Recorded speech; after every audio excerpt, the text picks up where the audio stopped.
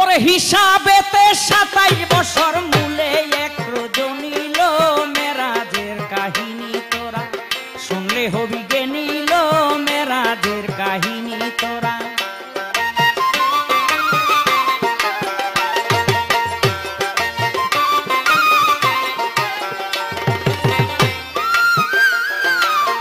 মুসলমানের প্রধান কাবা বাইতুল হেরেম, মুসলমানের প্রধান কাবা বাইতুল হেরেম, দ্বিতীয় বাইতুল মুকাদ্দাস জেরুজালেম।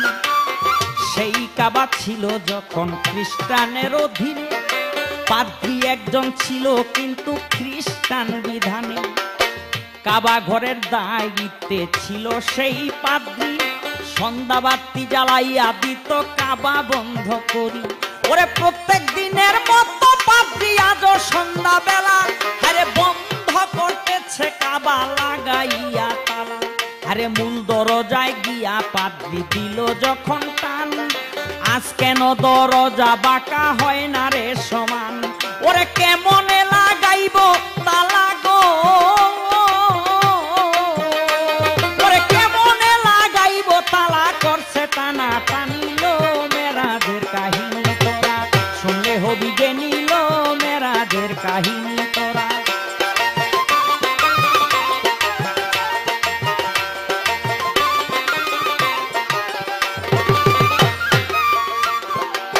টানাটানি কইরা পাদ্রী চলিলেন সোজা, ওরে টানাটানি কইরা পাদ্রী চলিলেন সোজা। আরে আনিলেন এক কাঠ মিস্ত্রি ঠিক করতে দরজা। দরজা দেখে মিস্ত্রি পাদ্রীকে বলে, ঠিক করতে লাগিবে সময়, আসবো কাল সকালে। এই কথা বলে মিস্ত্রি করিলেন গমন, আরে পাদ্রী গিয়া নিজের ঘরে করিলেন শয়ন। মক্কা হতে বাইতুল মুকাদ্দাস 6 মাসেরই পথ, আরে চৌখের পলকে গেল দিনের মোহাম্মদ। আরে বোরাকো বান্ধিয়া একটা পাথরের ভিতরে, দিনের নবী ঢুকলেন সেদিন সেই মসজিদ ঘরে।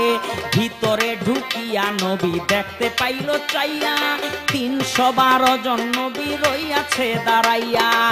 1,24,000 পয়গাম্বর ছিল, আরে মুক্তাদি হইয়া তারা সকলে দাঁড়াইল। ইমামের জায়গাটা রাখছে খালি করিয়া, নামাজ পড়াইল নবী ইমামও সাজিয়া। ওরে ইমামও সাজিয়া নবী গো, ওরে ইমামও সাজিয়া নবী পড়ায় নামাজ খানিল মেরাজের কাহিনী তোরা শুনলে হবি গে নীল মেরাজের কাহিনী তোরা শুনলে হবি গে নীল মেরাজের কাহিনী তোরা।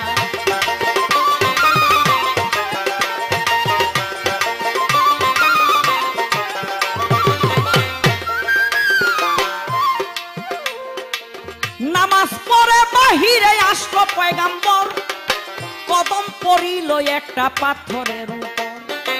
আল মিজান নামে পাথর কান দিয়া বলে, ধন্য আমার জনম পইরা নবীর কদম তলে। আমাকে দোয়া করেন কই নবী আপনারে, আর কারো কদম যেন পড়ে না মোর উপরে।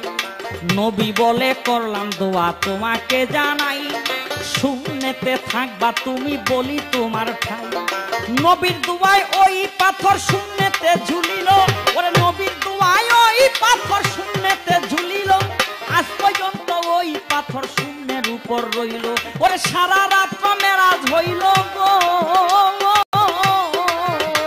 ওরে সারা রাত মেরাজ হইল, পোহাইল রজনী মেরাজের কাহিনী তোরা শুনলে হবি গে নীল মেরাজের কাহিনী তোরা শুনলে হবি গে নীল মেরাজের কাহিনী।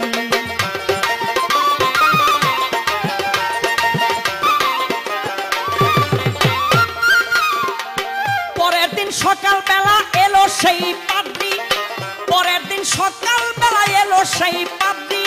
দরজা ঠিক করতে এবার এলো কাঠ মিস্ত্রি। অবাক হইল মিস্ত্রি দেখিয়া দরজা, কাল রাত্রে দেখিলাম বাঁকা এখন দেখি সোজা। অবাক হইল মিস্ত্রি দেখিয়া দরজা, কাল রাত্রে দেখিলাম বাঁকা এখন হইল সোজা।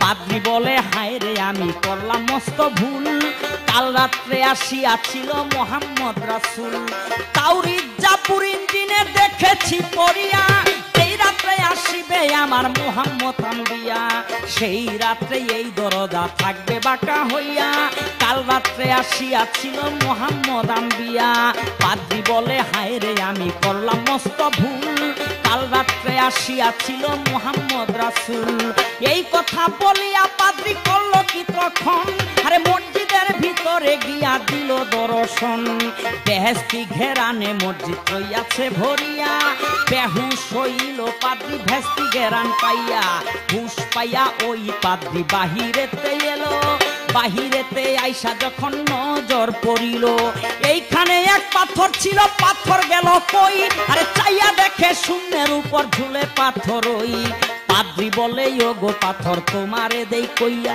শূন্যের উপর কেমন করে রইয়াছ ঝুলিয়া পাথর বলে ও গো পাদ্রী তোমাকে জানাই আরে আমার উপর নবীর কদম পাইয়াছিল ঠাই আমাকে করছে দুয়া দিনের পয়গাম পরে আর সেই কারণে উপরে আছি আমি ঝুলে আর সেই কারণে আছি আমি শূন্যতে ঝুলিয়া আমারে কইরাছে দোয়া মোহাম্মদ আম্বিয়া পাদ্রী বলে হায় রে আমি কি করিলাম ঘুমে আমি কেন পড়িলাম না নবীর কদমে পাদ্রী বলে হায় রে আমি কি করিলাম ঘুমে আমি কেন পড়িলাম না নবীর কদমে উস্তাদ আবুলের রচনা কথা গো উস্তাদ আবুলের রচনা কথা হাদিস বুখারীর বাণী লো মেরাজের কাহিনী তোরা শুনলে হবি জ্ঞানী লো মেরাজের কাহিনী তোরা শুনলে হবি জ্ঞানী